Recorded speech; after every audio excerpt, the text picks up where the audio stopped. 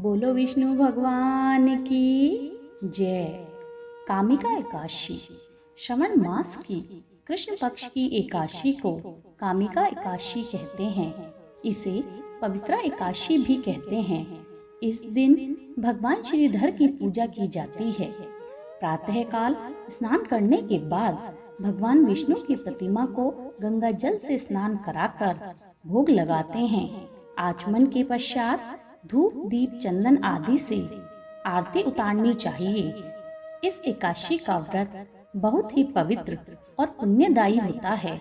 इस व्रत को करने से समस्त मनोकामनाओं की पूर्ति होती है। संवाद के मध्य में धर्मराज युधिष्ठिर ने कहा, हे माधव, आषाढ़ शुक्ला देवशयनी एकादशी तथा चतुर्मास्य व्रत महात्म्य मैंने भली प्रकार सुना और समझा है। अब कृपा करके श्रावण मास के कृष्ण पक्ष की इस एकादशी के बारे में बताइए।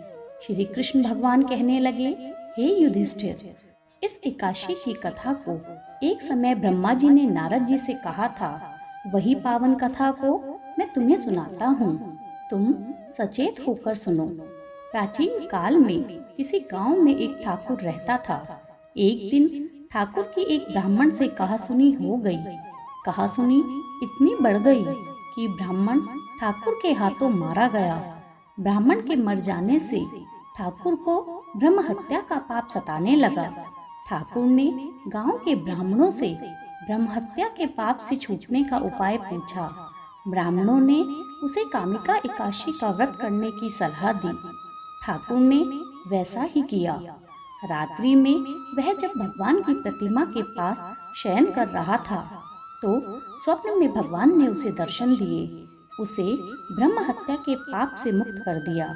ठाकुर ब्राह्मण की तेरवी करके ब्रह्म हत्या के पाप से मुक्त होकर विष्णु लोक को चला गया।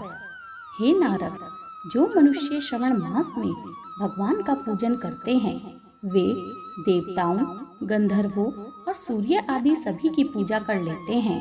भीषण पापों के कीचड़ में फंसे हुए और संसार रूपी समुद्र में डूबे हुए मनुष्यों के लिए कामिका एकादशी का व्रत ही उद्धार करने वाला है। इस एकादशी के व्रत के प्रभाव से जीव बुरी योनियों को प्राप्त नहीं होता। कामिका एकादशी को भक्ति पूर्वक भगवान को तुलसी दल अर्पण करने वाले संसार में ऐसे रहते हैं जैसे जल में कमल। इस व्रत के प्रभाव से अंतिम समय में भी मनुष्यों को यमराज का डर नहीं सताता और उसे विष्णु लोक की प्राप्ति होती है। विष्णु भगवान रत्न, मोती, मणि तथा आभूषण आदि से उतने प्रसन्न नहीं होते जितने तुलसी दल से होते हैं। तुलसी दल अर्पण करने का फल 4 भार चांदी और स्वर्ण दान के बराबर होता है। ब्रह्मा जी ने आगे कहा, भगवान की अति प्रिय तुलसी जी को मैं सदैव नमस्कार करता हूँ।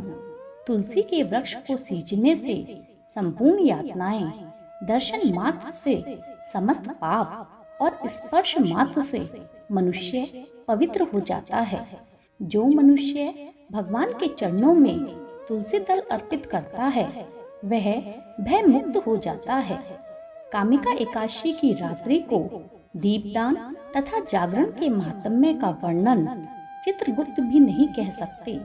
जो मनुष्य इस एकादशी की रात्रि को भगवान के मंदिर में दीप जलाते हैं उनके पितृ स्वर्ग लोक में सुधा पान करते हैं। जो गौशाला में घी या तिल के तेल का दीपक जलाते हैं वे 100 करोड़ दीपक युक्त होकर सूर्य लोक को जाते हैं।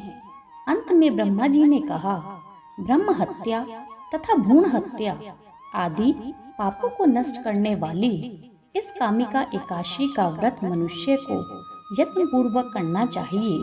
व्रत करने पर तो सभी मनोकामनाओं की पूर्ति होती ही है। इस कामिका एकादशी के महात्म्य को श्रद्धा पूर्वक पढ़ने तथा सुनने मात्र से भी समस्त पाप नष्ट हो जाते हैं और व्यक्ति को विष्णु लोक की प्राप्ति होती है। बोलो विष्णु भगवान की जय।